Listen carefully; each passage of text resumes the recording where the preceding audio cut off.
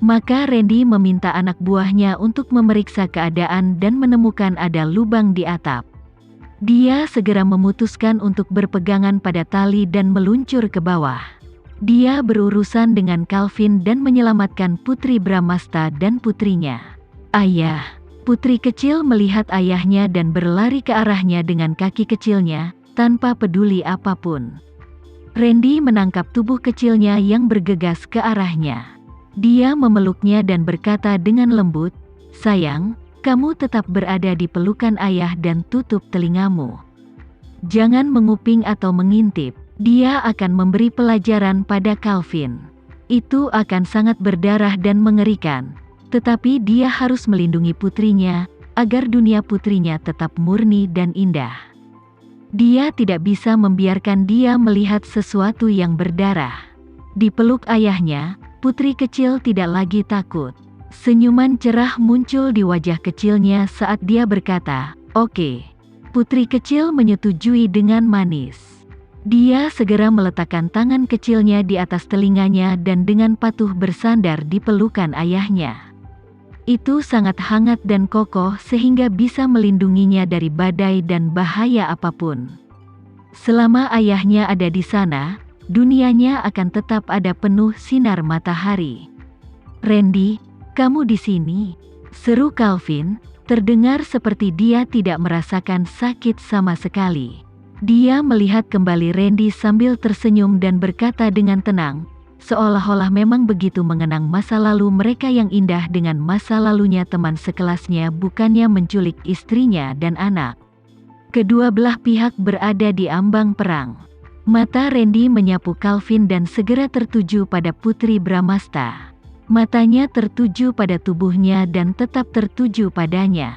Rambut Putri Bramasta berantakan, dan ada bekas tamparan yang jelas di wajahnya. Setiap bagian dari dirinya menunjukkan apa yang telah dilakukan Calvin padanya. Melihat Putri Bramasta, kemarahan dalam diri Randy, yang belum pernah sekejam ini sebelumnya, meroket.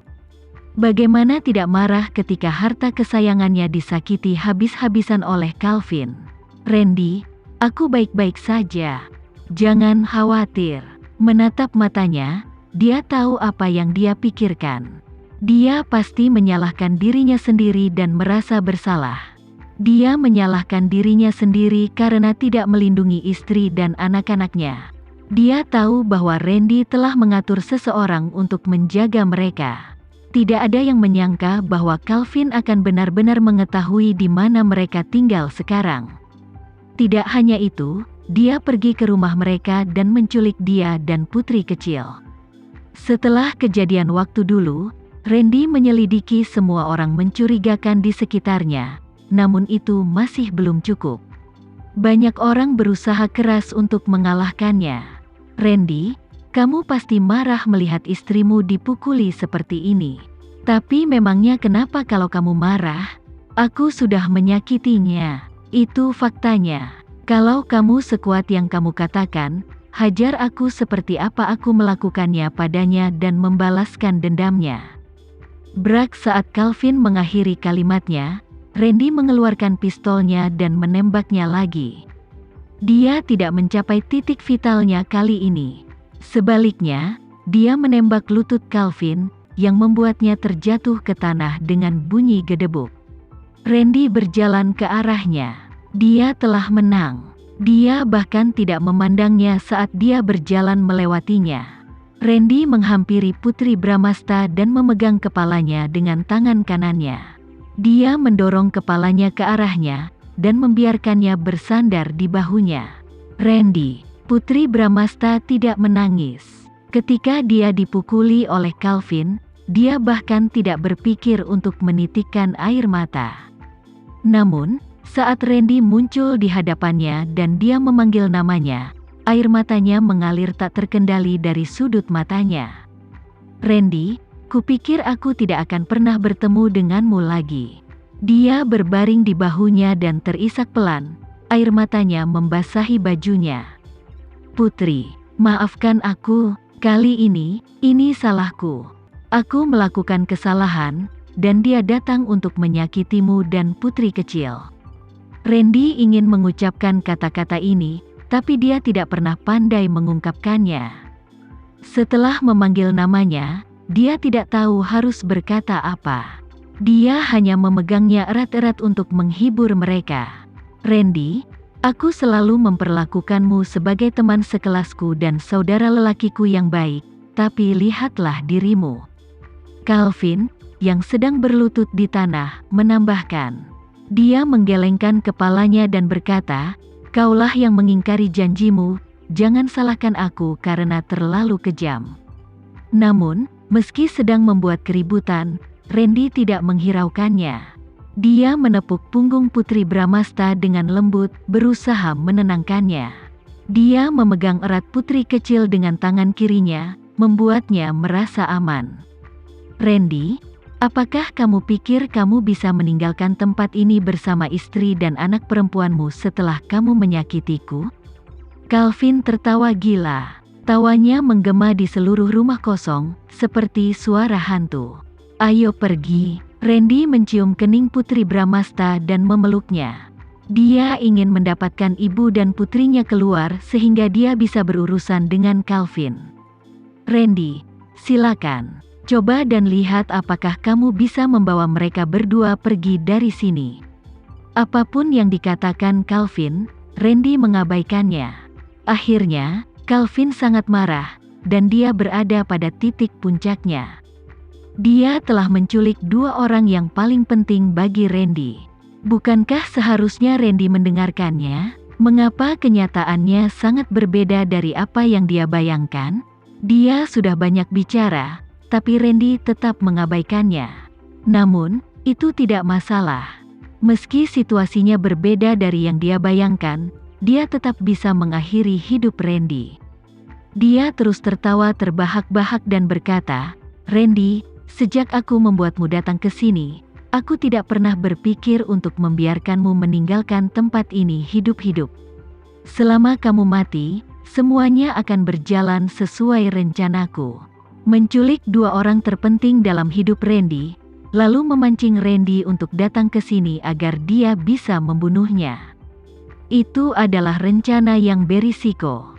Namun sebelum hal itu terjadi, Calvin sudah memikirkan segala hal yang mungkin tidak beres.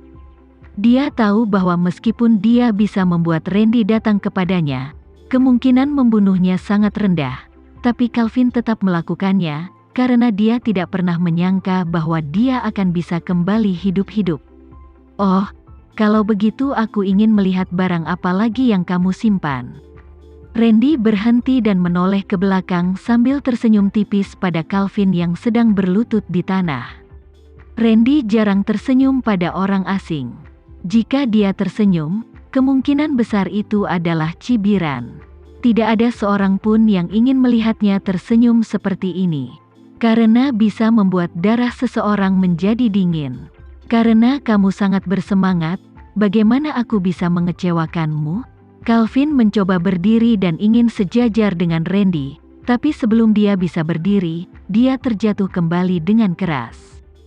Darahnya seakan mengalir lebih deras keluar dari tempat dia tertembak. Jika terus mengalir seperti ini, Randy tidak perlu membunuhnya. Dia hanya akan mati kehabisan darah. Namun Calvin tak gentar karena Randy dan keluarga akan dimakamkan bersamanya. 3 orang untuk 1. Itu sangat berharga. Saat ini, dia tidak perlu berbuat terlalu banyak. Yang perlu dia lakukan adalah menunda Randy dan membuat mereka bertiga tetap di sana beberapa menit lagi. Itu sudah lebih dari cukup. Dia akan membawa Randy dan keluarganya ke neraka. Meskipun dia mungkin mati dalam prosesnya, dan tubuhnya mungkin dilenyapkan, itu tidak masalah. Lagi pula mereka akan mati. Dia tidak lagi menjadi tuan muda grup Addison, Randy tidak lagi menjadi direktur Sandiga Group. Siapa yang peduli dengan penampilan mereka? Ketika mereka tiba di neraka setan, semua orang akan menjadi setan kecil. Ini akan menjadi awal yang baru, tidak ada hal lain yang penting. "Randy, aku dulu memperlakukanmu sebagai teman baikku, tapi perubahan tidak bisa dihindari. Tuhan benar-benar membodohi orang. Siapa yang membuatmu begitu luar biasa? Begitu luar biasa sehingga bahkan aku, seorang pria dengan kemampuan hebat, iri padamu? Calvin terluka di beberapa tempat, seluruh tubuhnya berdarah, seluruh tubuhnya kesakitan, dan kesadarannya semakin kabur. Namun, dia tetap memaksakan diri untuk memprovokasi Randy. Dia datang ke sini hari ini bukan hanya untuk dirinya sendiri, tapi juga untuk ibunya dan seluruh keluarga Addison.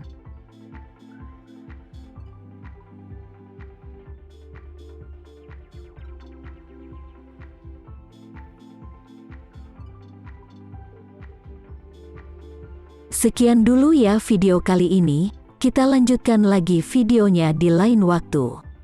Oh iya, bagaimana menurut kalian? Semoga bisa sedikit menghibur kalian semua. Untuk teman-teman yang baru nonton, jangan lupa subscribe ya, hehehe. Dan kalau teman-teman ada yang ingin gabung langganan, bisa langsung gabung saja untuk dapat fitur yang menarik dan sedikit membantu Mimin. Terima kasih banyak sudah menonton, sampai jumpa lagi, bye.